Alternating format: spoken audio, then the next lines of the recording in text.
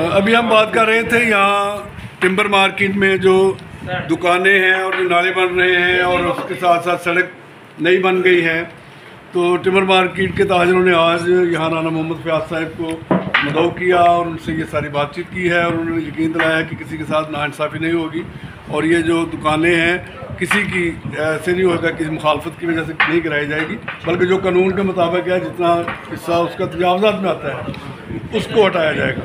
तो मिर्ज़ा बशीर अहमद साहब हैं ताजर रहनुमा, क्या कहेंगे आज के वो भी मतलब कानूनी तौर पर नजायज़ नहीं किसी ना करी, कानूनी तौर पर अगर जिस गली सामने बैठा है करे जो भी है असीं इंशाअल्लाह साथ देंगे पूरा जी। हाजी असलम है समन खोकर जी, तुसी की कहोगे जनाब? सर मैं शहर के हवाले नाल जिहड़ा मैं राणा साहब बहुत अच्छे चल रहे हैं, हस्पताल कॉलेज कि यह तब्दीलियां होंदियां ने करके वहाना जबानी गुलामी नहीं बिल्कुल ते वाह पे या राह पे। तो मैं यहाँ 5-6 दिन होने कि दोस्त मेरा उन्होंने हादा हो गया हस्पताल, जमीन समान का फर्क पै गया हस्पताल। कोई लोग ऐसे लोग ने कि जो रोटी वहाँ पूरी करते हैं उस सिविल हस्पताल जाके प्राइवेट हस्पताल जाके नहीं ड्यूटी केस करा सकते, लाख 1.5 लाख रुपया लगता है उन्होंने फ्री इलाज हो रहा है।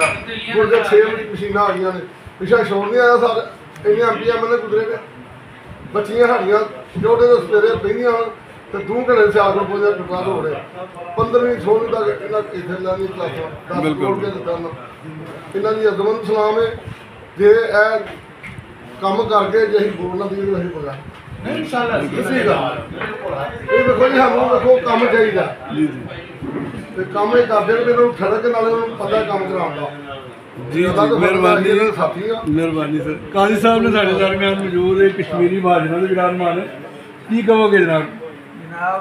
राणा साहब थोड़े जे अरसे च अपनी स्पीड नाल काम कर रहे हैं। मेरा कहने का मकसद ये है कि जनाब इस तो पहला इन्ना अपने जौक शौक नाल किसी MP ने इन्ने जज्बात ज़ाहिर नहीं किए शहबाज मुगल साहब ने साढ़े दरमियान ये भी बड़े समाजी रहनुमान है जी। प्रॉपर्टी का भी इस टाइम तो राणा साहब जी बहुत अच्छा जा रहे हैं, अल्लाह ताला इन्हों जिंदगी तंदुरुस्ती दे ते बड़ा अच्छा जड़ा ना शौर लैके आए ने। सानू दसिया कि इस तरह जोड़े इन्होंने नुमाइंदे जोड़े होंगे वो इस तरह के होंगे ने, जो पहला नुमाइंदे सन उन्होंने अज तक सानू दसिया ही नहीं कि नुमाइंदगी भी कोई चीज़ होंगी है। इन्होंने जनाब दसिया कि नुमाइंदगी यह चीज़ होंगी जी आवाम की नुमाइंदगी है ना। 4 महीने काम इन्हें कर देते हैं। और राणा जुल्फकार साहब ने साडे नाल साबिक चेयरमैन है क्लास वाला यूनियन कौंसल जी, की कहोगे तुसीं?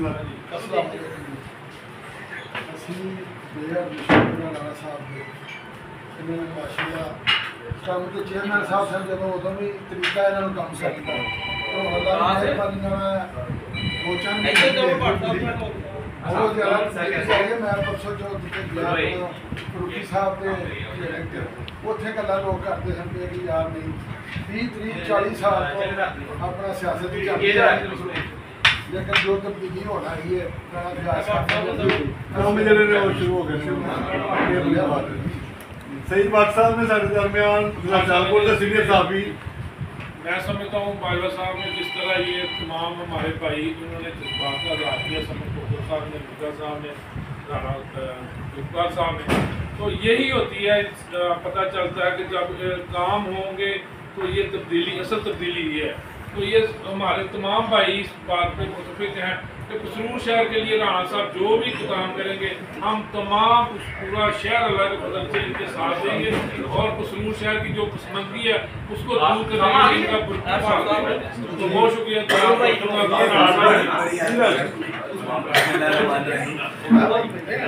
पसरूर शहर के लिए मैंने एक बहुत बड़ा मनसूबा अल्लाह के फजल से अल्लाह नजर बासर के अल्लाह अपने जुमान में रखें। जब आएगा 10 जून के बाद बजट के बाद इंशाल्लाह पसरूर शहर के लिए बहुत बड़ी खुशखबरी होगी। उसके लिए मैंने मोहतरमा मरियम नवाज शरीफ साहबा जो मेरी CM साहबा अल्लाह ताला को कामयाब करे, उनको ज़ाती तौर पे इसे वाई से मैंने रिक्वेस्ट भेजी है, उन्होंने मेरी रिक्वेस्ट पर अमल दरामद कर दिया। मुझे कल रात पता चला तो जब वो मनसूबा आएगा बाजा साहब इंशाल्लाह उसके बाद इंशाल्लाह अल्लाह के फजल से कसूर शहर को पता चलना है और वो आने वाली नस्ल के लिए और कसूर शहर के लिए एक अहम मनसूबा है। अभी मैं उसमें कोई वो नहीं करना चाहता, उसको ओपन नहीं करना चाहता। 12-14 जून की ADP आएगी जब ये 24-25 की उस ADP में आएगा इंशाल्लाह कसूर शहर के लिए बहुत बड़ा एक गिफ्ट होगा। और वो मैं जब आ जाएगा फिर उसके बाद उसमें बाकायदा तौर पर जिस तरह हमने हॉस्पिटल के लिए किया है, जिस तरह हमने डिग्री कॉलेज के BS क्लास के लिए किया है, वो ये मेरा शहर है, मेरा कसूर है, मेरा घर है, तहसील मेरी है, इसलिए मैंने कसूर शहर के लिए बहुत बड़ा मनसूबा है। वो जब आएगा 12 जून के बाद बजट में तो फिर इंशाल्लाह आपसे बात होगी। आप सब ने दुआ करनी है बुजुर्गों, अल्लाह ताला की ज़ात करम वादी है जो मनसूबा आएगा, जब वो मनसूबा आएगा तो फिर पता चलेगा इंशाल्लाह। बहुत बड़ा अहम आने वाली नस्लों के लिए और मेरे शहर कसूर के लिए बहुत अहम मनसूबा इंशाल्लाह। और मैं आपसे अपील करता हूँ सारे बुजुर्गों दोस्तों से, आप सब ने मेरे लिए दुआ करनी है और मेरा साथ देना है। अल्लाह ताला की ज़ात मुझ पर करम करे और अल्लाह ताला की ज़ात ने बहुत करम किया, शुक्र है अल्लाह का। जहाँ जाते हैं हमारी बात सुनी जाती है। ये सब आप बुजुर्गों भाइयों दोस्तों की दुआओं का नतीजा है। ये खास करम है अल्लाह का, मेरे माँ बाप और भाइयों दोस्तों की दुआओं का नतीजा है। इंशाअल्लाह ताला कसूर शहर के लिए जो आप मनसूबे आ रहे हैं उनमें वो एक बहुत बड़ा मनसूबा है, वो आपको इंशाल्लाह 12 जून के बाद बताएंगे। Thank you sir.